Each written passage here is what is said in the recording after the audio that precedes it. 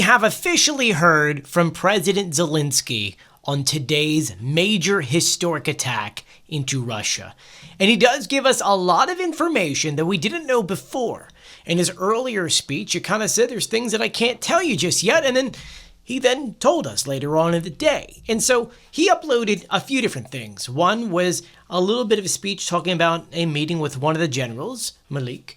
Then we had one where he kind of did his nightly speech, and then a different one that gave some information. So I figured, let's go over everything, because he talks about a few different things. And even in his nightly speech, he does talk about something else, which includes what we kind of mentioned earlier, that Russia did attack a training ground inside of Ukraine. So let's start off from the beginning. He first uploaded a decent amount of photos. You're seeing him on the screen right now. And in it, he says, "I want to thank the Security Service General Maliuk personally, as well as anyone who was involved in the operation. The preparation took over a year and a half. Planning, organizing, every detail was perfectly executed. I can say with certainty that this was absolutely a unique operation." Remember, this is something that Zelensky said he planned on his own with his team. I know a lot of the Russian bots and a lot of the Russian groups and Telegram channels are saying that NATO was involved here. There is no proof of that whatsoever.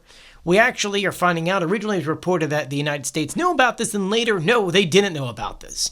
So this had nothing to do with the United States, NATO, or any other European country. He says here, what's most interesting, and this can now be stated publicly, is that the office of her operation on the Russian territory was located directly next to the FSB headquarters in one of their regions. We don't know if the office they're referring to is where these drones were stored. We say that because, well, we are now seeing photos of where this all took place. And according to the Russian news, Ukraine was able somehow, under false names, rent out these garages for 350,000 rubles. And that's where they did all their staging. They smuggled in the drones and the trucks. They did all of the work. And then from there, they pulled them out and sent them to where they needed to be. And so an operation was underway. And we do know the owner of that garage in Russia is currently being investigated. And this is that garage. You could see they now have military police outside of it. Here's another front. Military police are there investigating the entire shop. And then eventually they go inside and they start taking pictures to compare them. And so this is the photo that they wind up taking. Take a look at the air conditioner on the right-hand side, the curtain in the back door, and here's the one that the Ukrainians put online. Air conditioning the right-hand side, door in the back, 100%. This is the place. Zelensky says, in total, 117 drones were used in the operation, with a corresponding number of drone operators involved. 34% of the strategic cruise missile carriers stationed at air bases were hit. Didn't say destroyed, but were hit. Our personnel operated across multiple Russian regions in 3 different time zones, and the people who assisted us were withdrawn from the Russian territory before the operation, and they are now safe. The reason why he brings that up is because the Russian news originally said that they were able to capture those who were involved. He said, that's not true. Those people who worked with us are back in Ukraine. We don't know if they were Russians who were helping or Ukrainians that went over there, did what they had to do, and then left. It's genuinely satisfying when something I authorized over a year and 6 months ago comes to fruition and deprives Russians of over 40 units of aviation. We will continue this work. He says then, it's funny because as we're actually recording this video at 6 p.m. Eastern Time, Ukraine launched another massive drone attack into Russia, including aerial drones and drones on the Black Sea. And at this time, we know there are explosions in Kursk and in the Moscow region. Other air bases are also being attacked as well, at least 3 other air bases. He says, even before this operation was carried out, we had intelligence indicating that Russia was preparing another massive strike. It is very important for all our people not to ignore the air raid alerts. We do know that's true because Russia started moving a lot of their aircraft. And even we did a report on this a few days ago saying that Russia brought a couple of Illusion 76s filled with cruise missiles to certain bases. And with that information, I guess Ukraine already had that, and so they moved forward. Now Zelensky then in another tweet or his nightly speech also indicated other things. He said that last night there were nearly 500 Russian attack drones. Each week they've been increasing in the number of units per strike. Now they've also prepared caliber missiles launched from naval carriers. We know exactly who we're dealing with. We'll defend ourselves by all means available to us, to Ukraine and the Ukrainian people. Not a single second did we want this war. We offered the Russians a ceasefire. Since March 11th, the U.S. proposed for a full and unconditional ceasefire, and it's been on the table. It was the Russians who chose to continue the war, even under conditions where the entire world is calling for an end to the killing. Let's pause this for a second here. Donald Trump did give Russia an out, and they did not take it. And look, we never agreed. Ukraine never agreed to what the United States proposed, which was you keep the land you have, Ukraine can't join NATO, they'll discuss, Zaporizhzhia nuclear power plant and things like that. Russia said no, okay? They said no now multiple times. So anything that happens after that is because Russia said no. And so Zelensky says here, pressure is truly needed, pressure on Russia that should be bringing us back to reality. Pressure through sanctions, pressure from our forces, pressure through diplomacy, all must work together. And so right now in the background, there's a lot of things happening. In the United States, we have senators like Senator Lindsey Graham, who's been pushing for this massive sanction package, which is going to go after countries who are essentially just buying this oil through the black market. We're talking about the Russian shadow fleet. And going after those places, and then more sanctions onto Russia. So sanctions and then a mix of tariffs. If we can do this, it will definitely help put pressure onto Russia. And let's remember that right now the Russian economy depends on the sale of oil. They need oil to be over $60 a barrel, so that way they can get their $60 cap, though they get around that with the Black Sea fleet or the Shadow Fleet. But if we can get that down to a price of $50, sure, it might hurt U.S. producers for a little bit, for a year, but it will stop Russia because the Russian economy depends on 1/3 of the amount of gas and oil to be sold at a certain price. And so if we can ruin that sector, then we can really cause pressure onto Russia into having to give up because they won't be able to afford this war. That being said, Zelensky in his nightly speech did bring up that, yes, Russia did get information that there was some kind of trainings taking place, and so they struck it. And we know that at least 13 soldiers had lost their lives, about 60 other ones were injured, and that commander had already resigned, saying that he needs to take full responsibility for what he's done. And unfortunately, this is not the first time or even the second time that Ukraine has done this.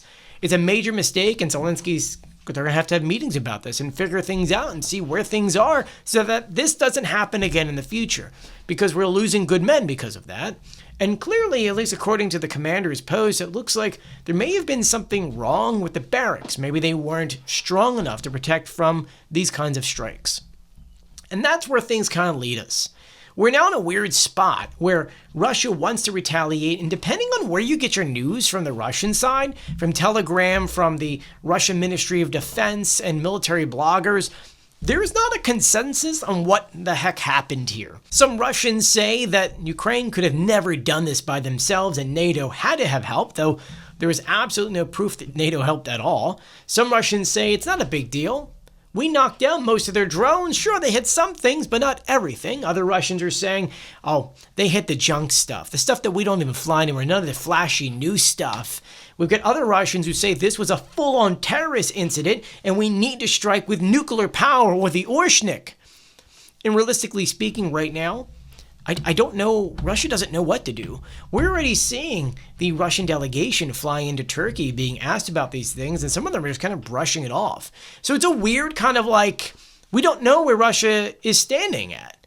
They lost a decent amount of their firepower. Some Russians are even saying, it's okay, because a lot of our firepower is from the ground, not from the air, which is true, but not so much. And so that leads us with what's going on at this very moment. It is nighttime in Ukraine, at least at the time of reporting. We don't have any air alerts going on, but Zelensky's already warned that, hey, if you hear them, go, because we are expecting some kind of major attack from the Russians. We just don't know when or how, because Russia's now licking their wounds to try to figure out what they're going to do. But going into tomorrow, Ukraine's going to be asking Russia for a lot. They're going to say, look, we didn't want this. We didn't want to do this. You guys made us do this. You started this war. You need to end this war.